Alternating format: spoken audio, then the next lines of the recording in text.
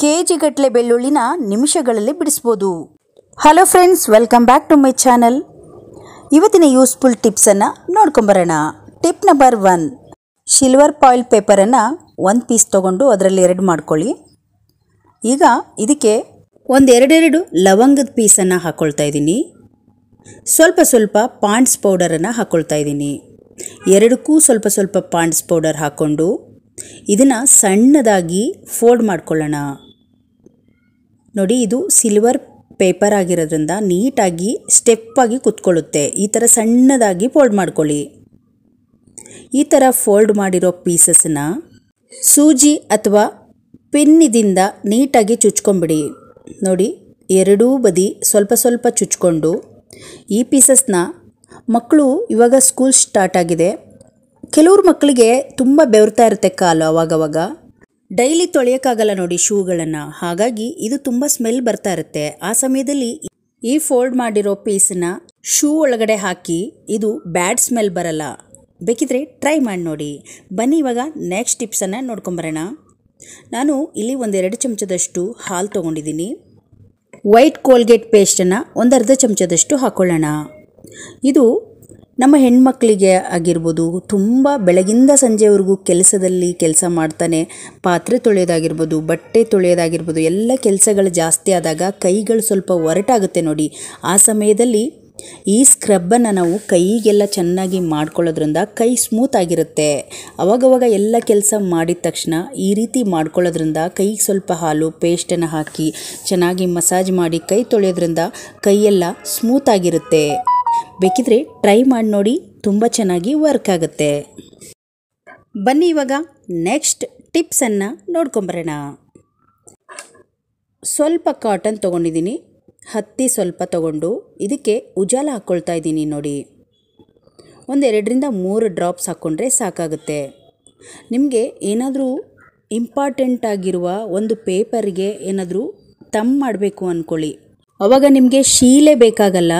ಇದರಲ್ಲೇ ನೀವು ತೆಗೆದು ನೋಡಿ, ಆರಾಮಾಗಿ ನೀವು ಇದರಲ್ಲಿ ಮಾಡ್ಬೋದು. ನೋಡಿ, ಸೇಮ್ ಅದಕ್ಕೂ ಇದಕ್ಕೂ ಏನು ಡಿಫ್ರೆನ್ಸ್ ಇರಲ್ಲ.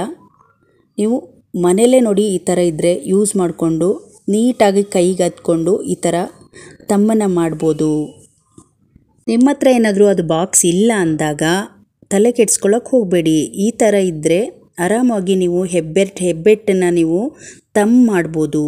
ಏನಾದರೂ ಎಮರ್ಜೆನ್ಸಿ ಇದ್ದಾಗ ಈ ಒಂದು ಟಿಪ್ಸ್ ನಿಮಗೆ ಯೂಸ್ ಆಗುತ್ತೆ. ಟ್ರೈ ಮಾಡಿ ನೋಡಿ. ನಾವಿವಾಗ ತಮ್ಮ ಮಾಡಬೇಕಂತ ಉಜಾಲ ಹಚ್ಕೊಂಡಿರ್ತೀವಿ ನೋಡಿ. ಹೀಗೆ ಬಟ್ಟೆ ತೊಳೆಯುವಾಗ ಏನಾದರೂ ಕೈಗೇನಾದರೂ ಉಜಾಲ ಬಿದ್ದರೆ ತಕ್ಷಣದಲ್ಲಿ ಹೋಗಲ್ಲ ನೋಡಿ. ಆ ಸಮಯದಲ್ಲಿ ಹೀಗೆ ಮಾಡಿ. ಈ ಟಿಪ್ ತುಂಬ ಯೂಸ್ ಆಗುತ್ತೆ. ಕೋಲ್ಗೇಟ್ ಪೇಸ್ಟನ್ನು ತೊಗೊಂಡು ಚೆನ್ನಾಗಿ ಕೈಯಿಂದ ನೋಡಿ ಈ ಥರ ಹಿಂಗೆ ಮಾಡ್ತಾ ಇರ್ಬೋದು. ವಿಡಿಯೋದಲ್ಲಿ ಹೇಗೆ ತೋರಿಸ್ತಾ ಇದೆ ಅದೇ ರೀತಿ ಚೆನ್ನಾಗಿ ಉಜ್ಕೊಳ್ತಾ ಇರಿ. ಕೋಲ್ಗೇಟ್ ಪೇಸ್ಟನ್ನು ಹಾಕಿ ನೀಟಾಗಿ ಬಿಟ್ಕೊಳ್ಳುತ್ತೆ. ಸ್ವಲ್ಪನೂ ಈ ಉಜಾಲ ಕಲರ್ ಇರಲ್ಲ, ನೀಟಾಗಿ ಬಿಟ್ಕೊಂಡ್ಬಿಡುತ್ತೆ. ಈ ಥರ ಕಲೆ ಏನಾದರೂ ಉಜಾಲ ಏನಾದರೂ ಕೈಗೆ ಹತ್ತಿದಾಗ ಸೋಪ್ ಹಾಕಿದ್ರೂ ಹೋಗಲ್ಲ ನೋಡಿ. ಅಂಥ ಸಮಯದಲ್ಲಿ ಮತ್ತೆ 2ನೇ ಸಲ ಸ್ವಲ್ಪ ಉಜಾಲ ಹಾಕ್ಕೊಂಡು ಚೆನ್ನಾಗಿ ಕೈನ ಈ ಥರ ಪ್ರೆಸ್ ಮಾಡಿ ಉಜ್ತಾ ಬಂದರೆ ನೀಟಾಗಿ ಬಿಟ್ಕೊಳ್ಳುತ್ತೆ. ಈ ಥರ ಉಜಾಲ ಕೈಗೇನಾದರೂ ಹತ್ತಿದಾಗ ಈ ಟಿಪ್ಸನ್ನು ಫಾಲೋ ಮಾಡೋದನ್ನು ಮರಿಬೇಡಿ. ಬನ್ನಿ ಇವಾಗ ನೆಕ್ಸ್ಟ್ ಟಿಪ್ಸನ್ನು ನೋಡ್ಕೊಂಬರೋಣ. ಕೊನೆ ಟಿಪ್ಸ್ ಇದು ತುಂಬ ಯೂಸ್ ಆಗುತ್ತೆ ನೋಡಿ. ನಿಮ್ಮ ಹತ್ರ ಕೆಜಿ ಗಟ್ಟಲೆ ಬೆಳ್ಳುಳ್ಳಿ ಇದ್ದರೂ ಬಿಡಿಸೋದಕ್ಕೆ ತಲೆ ಕೆಡಿಸ್ಕೊಳ್ಬೇಡಿ. ಈ ವಿಧಾನವನ್ನು ಬಳಸಿ ಕೆಜಿ ಗಟ್ಟಲೆ ಬೆಳ್ಳುಳ್ಳಿನ ಬಿಡಿಸ್ಬೋದು. ನಾನಿಲ್ಲಿ ಬೆಳ್ಳುಳ್ಳಿನ ಎಷ್ಟಿದ್ದಾವೆ ನೋಡಿಕೊಂಡು ಅವನ್ನೆಲ್ಲವನ್ನು ಬೀಜಗಳನ್ನು ಸಪ್ರೇಟ್ ಮಾಡ್ಕೊಳ್ಳಿ. ಫಸ್ಟು ಎಲ್ಲ ಬೀಜಗಳನ್ನು ಸಪ್ರೇಟ್ ಮಾಡಿಕೊಂಡು ನಿಮ್ಮ ಹತ್ರ ಏನಾದ್ರು ಜಾಸ್ತಿ ಬೆಳ್ಳುಳ್ಳಿ ಇದ್ದರೆ ಡೈರೆಕ್ಟಾಗಿ ನೀವು ಅವನ್ನ ಬಿಡಿಸ್ಕೊಳ್ಬೇಕಂದ್ರೆ ನೀವು ಒಂದು ವಿಧಾನವನ್ನು ಯೂಸ್ ಮಾಡ್ಬೋದು. ನೀವು ಸ್ವಲ್ಪ ಬೆಳ್ಳುಳ್ಳಿ ಇದ್ದರೆ ಈ ವಿಧಾನವನ್ನು ಯೂಸ್ ಮಾಡಿ. ಬನ್ನಿ ಇವಾಗ ಫಸ್ಟ್ ವಿಧಾನ ಅಂದರೆ ಒಂದು ಸಣ್ಣ ಬೌಲ್ ತೊಗೊಂಡಿದ್ದೀನಿ. ನನಗೆ ಬೇಕಾಗಿರೋದು ಒಂದೇ ಬೆಳ್ಳುಳ್ಳಿ. ಇದೇ ಥರ ನೀವು ಜಾಸ್ತಿ ಬೆಳ್ಳುಳ್ಳಿ ಇದ್ದರೂ ಬಿಡಿಸ್ಬೋದು. ನೋಡಿ, ಅನ್ನ ಮಾಡಿದ್ದೀನಿ ನಾನಿವಾಗ ಕುಕ್ಕರಲ್ಲಿ. ಅನ್ನ ವಿಶಿಲೆಲ್ಲ ಆರೋಗಿದೆ, ಬಿಸಿ ಇದೆ, ಕುಕ್ಕರ್ ತುಂಬ ಬಿಸಿ ಇದೆ. ಅನ್ನದ ಕೆಳಗಡೆ ಈ ಬೆಳ್ಳುಳ್ಳಿ ಬೌಲನ್ನು ಇಟ್ಬಿಟ್ಟು ಒಂದು 2ರಿಂದ 3 ನಿಮಿಷಗಳ ಕಾಲ ಮತ್ತೆ ಮುಚ್ಕೊಳ್ತಾ ಇದ್ದೀನಿ. ಯಾಕಂದರೆ ಕುಕ್ಕರ್ ಹೀಟ್ ಇರುತ್ತೆ ನೋಡಿ, ಜಾಸ್ತಿ ಹೀಟ್ ಇರೋದ್ರಿಂದ ಬೆಳ್ಳುಳ್ಳಿ ಅದರೊಳಗಡೆ ಇಟ್ಟಾಗ ಸ್ವಲ್ಪ ಚೆನ್ನಾಗಿ ಮೆತ್ತಗಾಗುತ್ತೆ ಬೆಳ್ಳುಳ್ಳಿ. ಆವಾಗ ಸಿಪ್ಪೆಗಳು ನೀಟಾಗಿ ಎದ್ದು ಬರುತ್ತೆ. ಇದೇ ರೀತಿ ನೀವು KG ಗಟ್ಟಲೆ ಬೆಳ್ಳುಳ್ಳಿ ಇದ್ದರೆ ಡೈರೆಕ್ಟಾಗಿ ಕುಕ್ಕರ್ಗೆ ಹಾಕ್ಬೋದು. ಅಂದರೆ ಕೆಳಗಡೆ ಸ್ವಲ್ಪ ನೀರಿಟ್ಟು ಅದ್ರ ಮೇಲೆ ಒಂದು ಪಾತ್ರೆಯಲ್ಲಿ ಬೆಳ್ಳುಳ್ಳಿ ಇಟ್ಟು ನಂತರ ಅದನ್ನು ಬಿಡಿಸ್ಕೊಳ್ಳೋದ್ರಿಂದ ನೀಟಾಗಿ ನಿಮಿಷಗಳಲ್ಲಿ ನೀವು KG ಗಟ್ಟಲೆ ಬೆಳ್ಳುಳ್ಳಿ ಬಿಡಿಸ್ಬೋದು. ನಾನಿಲ್ಲಿ ಒಂದು ಬೌಲಲ್ಲಿ ಇಟ್ಟಿದ್ದೀನಿ ನೋಡಿ, ನೀವೇ ನೋಡ್ತಾ ಇರ್ಬೋದು ಎಷ್ಟು ಸುಲಭವಾಗಿ ಸಿಪ್ಪೆ ಬಿಟ್ಕೊಳ್ಳುತ್ತಾ ಇದೆ ಅಂತ.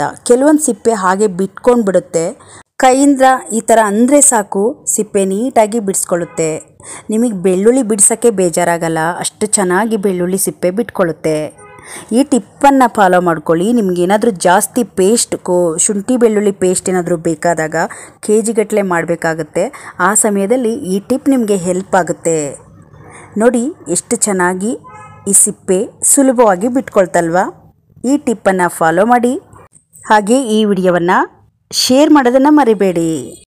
ನೋಡಿದ್ರಲ್ಲ ಸ್ನೇಹಿತರೆ, ಇವತ್ತಿನ ಎಲ್ಲ ಹೊಸ ಟಿಪ್ಸ್ಗಳು ನಿಮಗೆ ಇಷ್ಟ ಆಯಿತು ಅಂದ್ಕೊಂಡಿದ್ದೀನಿ. ಇಷ್ಟ ಆದರೆ ಒಂದು ಲೈಕ್ ಮಾಡಿ. ಹಾಗೆ ಇವತ್ತಿನ ವಿಡಿಯೋದಲ್ಲಿ ನಿಮಗೆ ಯಾವ ಟಿಪ್ಸ್ ಇಷ್ಟ ಆಯ್ತು ಅಂತ ಕಮೆಂಟ್ ಬಾಕ್ಸಲ್ಲಿ ತಿಳಿಸಿ. ನಮ್ಮ ಚಾನಲನ್ನು ಸಬ್ಸ್ಕ್ರೈಬ್ ಮಾಡ್ಕೊಳ್ಳಿ.